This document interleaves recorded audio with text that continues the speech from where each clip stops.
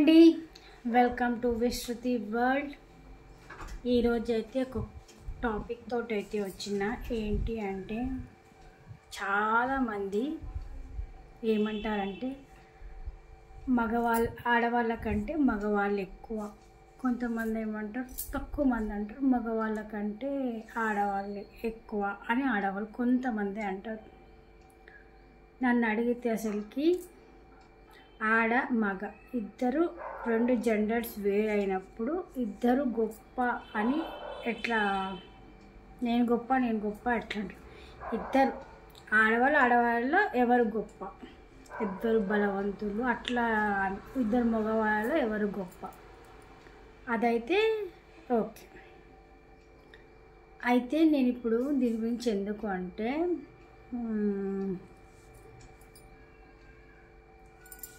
ఒక్కటి చెప్తా, అది మొత్తం తర్వాత మీరు అయితే కామెంట్ చేసి చెప్పాలి ఎవరు గొప్ప.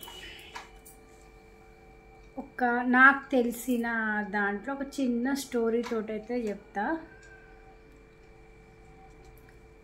ఒక ఫ్యామిలీ, వైఫ్ అండ్ హస్బెండ్, 5 మంది పిల్లలు, 2 మగ పిల్లలు 3 ఆడపిల్లలు. భర్తనేమో రిక్షా తొక్కి సంపాదన, రిక్షా తొక్కి రోజంతా రిక్షా తొక్కి సాయంత్రానికి వచ్చే డబ్బులతోటి వాళ్ళ ఇల్లు నడవడం. వాళ్ళు ఎంతమంది 5 మంది పిల్లలు, వైఫ్ అండ్ హస్బెండ్, మొత్తం 7 మెంబర్స్. వచ్చే చుట్టాలు పోయే చుట్టాలు వాళ్ళు ఎవ్వరూ కాకుండా వాళ్ళే 7 మెంబర్స్ హ్యాపీ. ఆయన తెచ్చే రిక్షా తొక్కి తెచ్చి డబ్బులు తెచ్చి ఆయన ఖర్చు పెట్టాడు, తెచ్చి వాళ్ళ వైఫ్కి ఇస్తాడు. ఆయన తెచ్చి రిక్షా తొక్కే వాళ్ళకి ఎన్ని వస్తాయి డబ్బులు,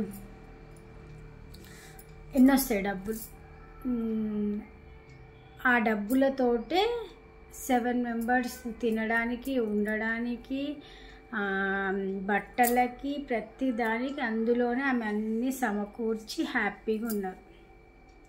అట్లా నడుస్తున్నప్పుడు సడన్గా ఆమెవి కండ్లు పోయినాయి. ఆ కారణాలు ఏమన్నా అయి ఉండొచ్చు. సడన్గా అయితే బ్లైండ్ అయింది ఆమె. బ్లైండ్ అయినా కూడా వాళ్ళ ఆయన రిక్షా తొక్కి డబ్బులు తెచ్చి తన చేతికే ఇచ్చేవాడు. 3 అమ్మాయిలు 2 అబ్బాయిలు.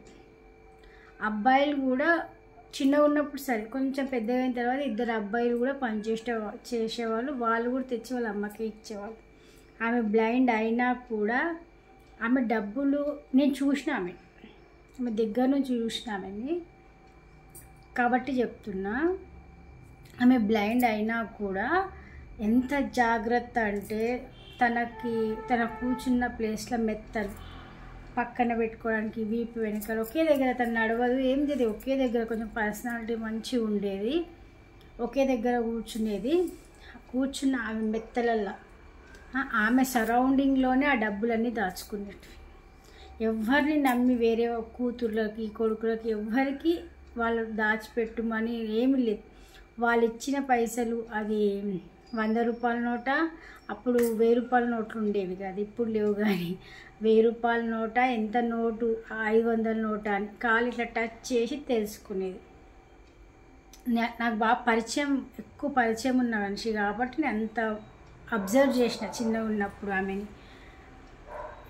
ఇట్లా పట్టుకొని చేసి బ్లైండ్ అయినా కూడా దాదాపుగా ఆమె బ్లైండ్ అయిన తర్వాత ఒక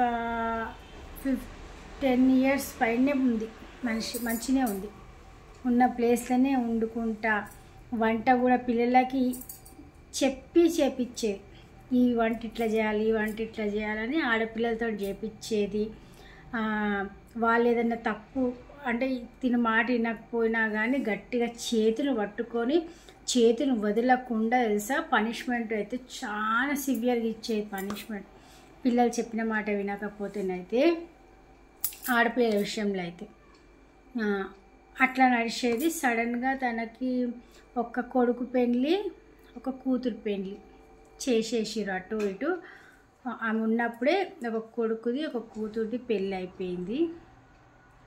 అయిపోయిన తర్వాత సడన్గా తనకి ఏమైంది తెలీదు, అనారోగ్యం ఉంటుంటేనే కాలం చేసింది. ఇంకా 2 ఆడపిల్లలు, 1 అబ్బాయి, పెళ్ళి కాని వాళ్ళు ఉన్నారు. 3 కూడా పెళ్ళిళ్ళకే ఉన్నారు, పెళ్ళి ఈడికే ఉన్నారు. ఆ టైంలో మరీ ఎక్కువ రోజులు, ఎక్కువ వయసు వచ్చే వరకు కొంచెం పోదురు కాబట్టి ఆడపిల్లలకి 18 ఇయర్స్ లోపే పెళ్ళి చేసేటోళ్ళు. వాళ్ళు అప్పటికే ఏజ్కున్నారు. 1 అమ్మాయిది 1 అబ్బాయిది పెళ్ళి మాత్రం చేసారు. సడన్గా చనిపోయిన తర్వాత పిల్లలు ఏడ్చిర్రు, బాధపడ్డారు. 4 రోజులు అయినాక కవర్ అయిపోయారు. వాళ్ళ నాన్న తెచ్చియడం, ఆ కోడలికి తెచ్చిస్తే కోడళ్ళు ఉన్నంతలో ఆమెకు వచ్చి రానట్టుగా అయితే అట్లా చేసి పెట్టేది. ఓకే, కానీ ఆయన లోపల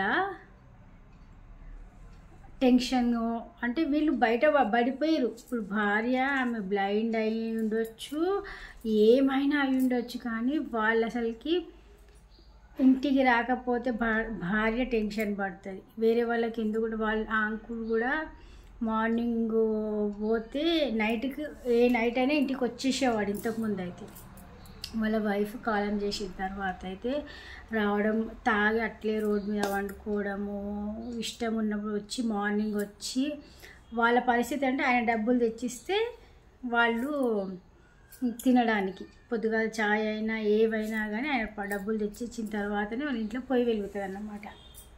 అట్లాంటి పరిస్థితి. ఆమె చనిపోయిన తర్వాత అట్లయింది. రానుగా ఇంకా ఘోరం అయిపోయింది. అసలుకి ఆయన కూడా కాలం చేసిండు. ఏమయ్యి కాదు, హెల్త్ ప్రాబ్లం అయ్యి ఏం కాదు, ఖాళీ అది ప్రేమతోటి మాత్రమే. భార్య లేకుండా భర్త అసలుకి ఏం చేయలేకపోయాడు.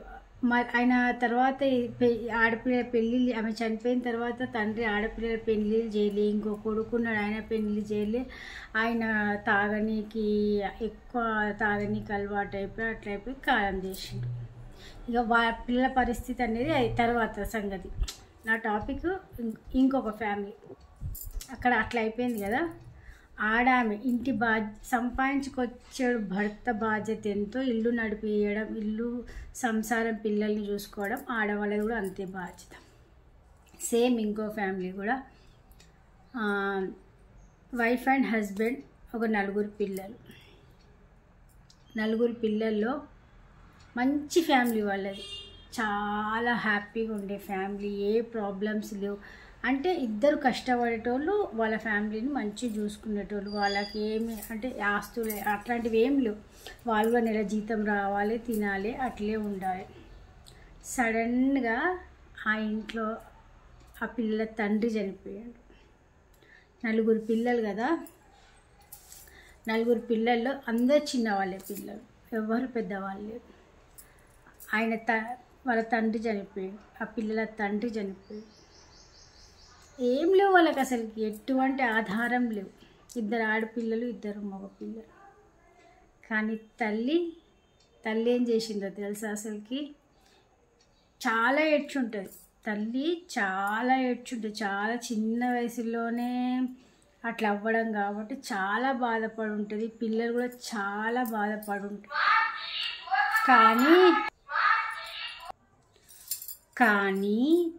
తను మాత్రం తన పిల్లల్ని ఎక్కడ డిస్టర్బ్ కాకుండా, అంటే పిల్లలకి లైఫ్ ఎక్కడా పాడు కాకుండా, తను ఎంత కష్టపడ్డదో, తను ఎంత మదన పడ్డదో, తను ఎంత తననే సఫర్ అయ్యిందో అన్నీ అయ్యి మట్టికి పిల్లల్ని మట్టికి సెటిల్ చేసింది తల్లి. నిజంగా ఎంత గుండె ధైర్యంతో ఇప్పుడు కష్టాలు పడకుండా అయితే డైరెక్ట్గా ఎవరు ఏది చేయలేరు. తన కష్టం ఎంత కష్టపడి ఉంటే పిల్లల్ని సెటిల్ చేసి ఉండొచ్చు. తన 4 పిల్లల్ని కూడా వాళ్ళకేం ఆస్తులు లేవు, కానీ ఉన్న వరకు ఇల్లు అంతే, అంతకుమించి ఎటువంటి ఆధారం లేదు. అటువంటి 4 పిల్లలకి పెళ్ళిళ్ళు చేసి తను కష్టపడుకుంటానే, తను పని చేసుకుంటూ పిల్లలకు పెట్టుకుంటూ వాళ్ళకు తనకున్న స్థాయిలో వాళ్ళని మంచి సెటిల్ చేసి, అంటే దానికి అర్థం చెప్పండి. మెన్కి మగవాడికి ఆడవాళ్ళు సపోర్ట్ లేకపోతే, మగాడికి ఆడదాని సపోర్ట్ లేకపోతే అక్కడ ఫ్యామిలీ అంతా మంచిగా ఉండదు. నా ఒపీనియన్ అది ఆ ఫ్యామిలీ అంతా మంచిగా ఉండాలి. మగాడు చేసుకొచ్చే కష్టానికి ఇంట్లో అన్ని విధాలుగా ఇల్లు చక్కదిద్దాలంటే ఆడది మాత్రం. మరి వాళ్ళు గొప్ప వీళ్ళు గొప్ప అంటే ఎవరు గొప్ప? నా ఇద్దరిట్లో మెన్ గొప్ప ఉమెన్ గొప్ప అని నన్ను అడిగితే ఎవరు గొప్ప అంటే నేను ఇట్లాంటిదే చెప్తా. ఎవరి జెండర్ వాళ్ళది. కాబట్టి రెండు జెండర్ వేరే వేరే జెండర్లు తెచ్చి నువ్వు గొప్ప నేను గొప్ప అనే దాంట్లో అర్థమే లేదు. భార్య గొప్ప భర్త గొప్ప అంటే కష్టం చేసుకొస్తాడు కాబట్టి భర్త. ఆ కష్టం చేసుకొచ్చింది ఇంట్లో నువ్వు రూపాయి తెచ్చిన ఆ రూపాయిని సమానంగా అంటే ఉన్న దాంట్లోనే సర్దుకొని సంసారం చేసేది భార్య. కాబట్టి ఇద్దరు గొప్పే అని నేనంట. మీరేమంటారు? దీనికి కామెంట్ అయితే ఖచ్చితంగా కామెంట్ చేయండి. మీరేమనుకుంటున్నారు? ఆడవాళ్ళు గొప్ప మగవాళ్ళు గొప్ప? ఆడవాళ్ళు ఎంత చేసినా కూడా ఆడదే అని కొంచెం తక్కువ చూస్తారు. నిజంగా ఇది ఎంతనైనా కష్టపడు. ఆడవాళ్ళు ఇప్పుడు భూమి నుంచి అంతరిక్షం వరకు ఎదిగినా కూడా ఆడదే అని అంటారు, కానీ అదేందో మరి నాకైతే అర్థం కాదు. అసలు అట్లా ఎందుకు మాట్లాడతారో కూడా నాకు అర్థం కాదు. మీకు ఏమనిపిస్తుంది? నేను అన్న మాటలో మీకు ఏమనిపించింది? మెన్ గొప్ప ఉమెన్ గొప్ప అంటే ఎవరు గొప్ప? ఎవరు గొప్ప అంటే నేను ఇద్దరిట్లో కూడా భార్య గొప్ప భర్త గొప్ప. మెన్ గొప్ప ఉమెన్ గొప్ప అని నేను అన్నాను. భార్య గొప్ప భర్త గొప్ప. ఇద్దరు కరెక్ట్గా ఉంటేనే మెన్ అండ్ ఉమెన్ వాళ్ళ ఇంట్లో ఫ్యామిలీ అంతా బాగుంటుందని నేను నమ్ముతున్నా. మీరేమంటారో కామెంట్ అయితే చేయండి. Please comment. నచ్చితే లైక్ షేర్ సబ్స్క్రైబ్ చేసుకోవడం మాత్రం మర్చిపోకండి.